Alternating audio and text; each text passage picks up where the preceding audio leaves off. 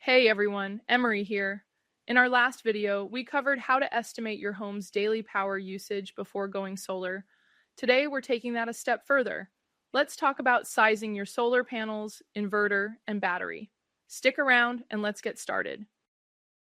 The main goal when sizing your solar panel array is to produce roughly the same amount of energy your home uses over the course of a day.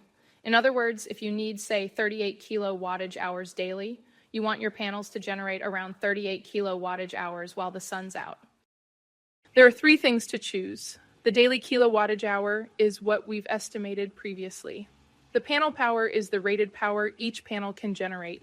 The sunlight hours are effective sunlight duration every day in your area. The amount of daily sunlight hours you use in your calculations really depends on where you live.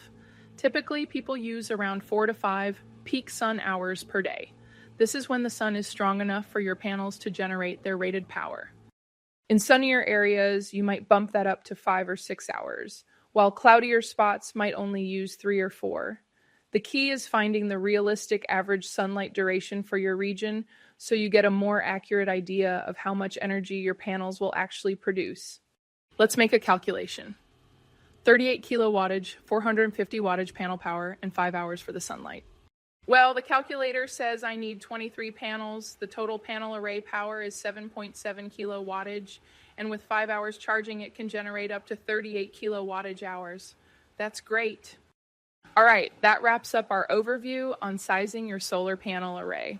I hope it helped you feel more confident about planning your solar system. This is Emery. Thanks for watching.